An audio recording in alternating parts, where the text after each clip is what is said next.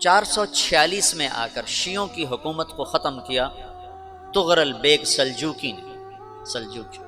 Seljuk مسلمان ہوئے تھے محمود غزنوی کے دور میں، سلجوک ان کے بڑے کا نام تھا۔ تو ایک دفعہ محمود غزنوی نے سلجوک سے پوچھا اگر مجھے تیری مدد کی ضرورت ہو تو کتنے آدمی پیش کر سکتے ہو؟ تو اس نے ایک تیر دیا، کہا یہ ایک تیر ہے میرا، کسی کو یہ تیر بھیج کر میرے علاقے میں بھیج دو تو چند گھنٹوں میں 1,00,000 تلواریں تیرا پہرا دینے کے لیے تیار ہوں، میرے پاس اتنی طاقت ہے۔ تو یہ سلجوک کی نسل میں تھا تغرل بیگ۔ اللہ تعالیٰ نے جب عرب زوال کا شکار ہو گئے اور ضعف کا شکار ہو گئے، جیسے بڑھاپے کا کوئی علاج نہیں، جب قوموں پہ زوال آتا ہے تو اس کا بھی کوئی علاج نہیں، پھر اور قوم کو جگہ ملتی ہے۔ جیسے بڑھاپا ایک فرد پہ آتا ہے، ایسے بڑھاپا قوم پہ آتا ہے۔ قوم کا بڑھاپا جوانی میں نہیں لوٹ سکتا، جیسے فرد کا بڑھاپا جوانی کی طرف نہیں لوٹ سکتا، قوم کا بڑھاپا جوانی کی طرف نہیں لوٹ سکتا، کوئی علاج نہیں، نئی نسل کا آنا ہی علاج ہے۔ تو عرب دھل چکے تھے، 600 سال بہت ہوتے ہیں حکومت کو، اپنی صفات گم کر چکے تھے، اب نئے خون کی ضرورت تھی۔ تغرل بیگ پہلا شخص تھا جس نے آ کر اہل سنت والجماعت کو استحکام بخشا، شیعوں کی حکومت کو ختم کیا، بغداد سے، شام سے، ان سارے علاقوں سے۔ صلاح الدین ایوبی نے اسماعیلی شیعہ کی حکومت کو ختم کیا، مصر، العاضد ان کا آخری خلیفہ تھا۔ صلاح الدین ایوبی نور الدین زنگی رحمۃ اللہ علیہ کا پروردہ تھا، اس کا دوست تھا، اس کے دوست بھی تھا، بچہ بھی تھا اس کے سامنے، زیادہ لکھنے پڑھنے کا شوق تھا۔ پھر اللہ تعالیٰ نے اس سے کام لیا اور اس کو مصر کا گورنر بنا کے بھیجا، مصر کی مدد کے لیے بھیجا، تو وہاں اس نے صلاح الدین ایوبی نے وہاں ختم کیا، تغرل بیگ نے یہاں ختم کیا۔ تو پھر سلجوک جو تھے نا یہ اقتدار میں آئے، ادھر ختم ہو گئی سلطنت ابن عباس کی، مصر ایک چھوٹی سی ترکوں کی سلطنت، تو اللہ تعالیٰ پھر مرکزیت کے لیے ایک نظام چلا ہے۔ 2 لشکر آپس میں لڑ رہے ہیں ایک میدان، ایک جنگلی بدوؤں کا قافلہ، جنگل کے لوگ اپنے قبیلے کو لے کر، ایک جنگلی قبیلہ اپنے سردار کے ساتھ نقل مکانی کر رہا ہے ایک جگہ سے دوسری جگہ۔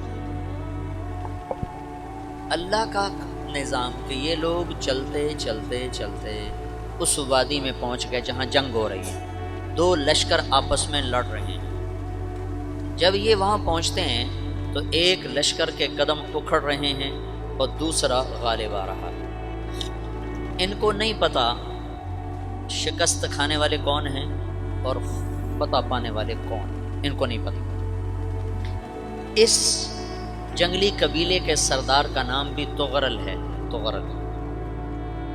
تو یہ سردار کہتا ہے جو شکست کھا رہے ہیں ان کی مدد کرو، کچھ پتہ نہیں کون ہے، کہتا جو شکست کھا رہے ہیں ان کی مدد کرو۔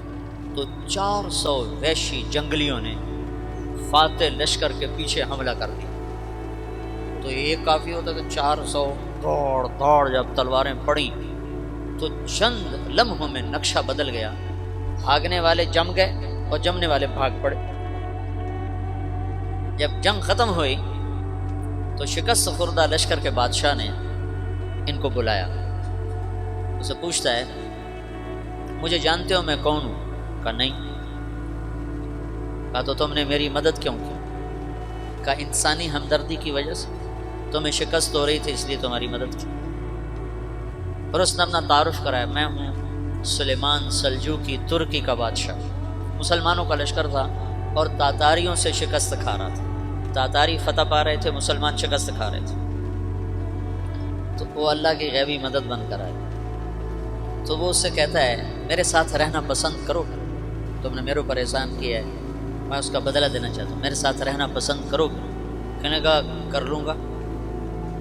تو اس نے اس کو لے کر ترکی آیا، اور استنبول اس وقت روم کی حکومت میں تھا، اسے فتح کیا اس تغرل کے آگے 4 5 پڑپوتے محمد فاتح نے۔ تو یہ استنبول ہے، یہ ترکی ہے، بیچ میں ایک چھوٹا سمندر ہے، یہاں ایک جاگیر ہے۔ تو سلطان سلیمان کہتا ہے یہ جاگیر تجھے وقف ہے، ادھر سے رومی مجھے تنگ کرتے ہیں حملے کر کر کے، تو میرا دفاع کرتے رہنا، یہ جاگیر تیری۔ تو اس جاگیر پہ اس نے اپنے قافلے کو آباد کر دیا، اپنے قبیلے کو، اور ایک چھوٹی سی حکومت بنا لی، جو ایک صوبہ سمجھو سلمان سلجوقی کا، وہ ایک چھوٹا سا صوبہ۔ وہاں جب یہ رہ پڑا تو پھر یہ ایک شیخ کے بیت ہوتا ہے، وہاں شیخ طریقہ تھا، ان کے یہاں یہ بیت ہونے جاتا ہے، وہ اس کو رات اپنے پاس ٹھہراتا ہے، تو ایک کمرے میں ان کو ان کا خادم ٹھہراتا ہے۔ یہ جب کمرے میں جاتا ہے تو سامنے دیوار میں تاکچے پر قرآن پڑا ہوا ہے، تو یہ تغرل بیگ کہتا ہے یہ کیا ہے، یہ کیا ہے؟ تو وہ خادم کہتا ہے یہ کتاب اللہ ہے، قرآن ہے۔ اچھا، وہ اس کو وہاں چھوڑ کے باہر چلا جاتا ہے۔ وہ دیہاتی آدمی، جنگل کا رہنے والا، پہلی دفعہ زندگی میں قرآن دیکھا، وہ کہتا ہے یہ قرآن ہے، اللہ کی کتاب ہے، میں اللہ کی کتاب کے سامنے سو جاؤں، کتنی بے ادبی ہے۔ تو اس نے ایسے قرآن اٹھایا اور سر پہ رکھ لیا اور کھڑا ہو، ساری رات قرآن سر پہ رکھ کے کھڑا رہا۔ رات کے پچھلے پہر اس کو خواب آیا، کھڑے کھڑے اس نے دیکھا کہ اس کی پشت سے ایک چاند نکلا اور شیخ کی بیٹی کے سینے میں جا کے اتر گیا۔ پھر اس لڑکی کے سینے سے ایک درخت نکلا جو پھیلتے پھیلتے پھیلتے 3 بر اعظم پہ چھا، افریقہ پر، یورپ پر، ایشیا پر۔ پھر اس کی آنکھ کھل گئی، وہ کھڑا ہوا ہے، تو اس نے صبح یہ خواب اپنے شیخ کو سنایا، تو انہوں نے اپنی بیٹی اس کے نکاح میں دی تھی۔ اس بیٹی سے ایک بچہ پیدا ہوا، تغرل بیگ نے اس کا نام رکھا عثمان، عثمانی ترک نام سنو، جو میں نے کل بتایا تھا کہ 1924 میں وہ خلافت ختم ہوئی۔ تو ایک بیٹا پیدا ہوا عثمان۔ عثمان نے پھر ایک نئی اسلامی حکومت کی بنیاد رکھی جو 1924 تک چلتی رہی، کوئی 800 سال یہ حکومت چلی۔ تو حکومت کا شرازہ بکھرا، لیکن پھر جڑ جاتا تھا، پر وہ قرن اول والا جوڑ کبھی نہ پیدا ہوا، ٹکڑے بن گئے۔ ان ٹکڑوں میں اللہ لوگ پیدا کرتا رہا جو دعوت دیتے رہے، دعوت زندہ رہی۔ جو تربیت کا نظام تصوف کے ساتھ تھا اب وہ تبلیغ کے ساتھ ہے۔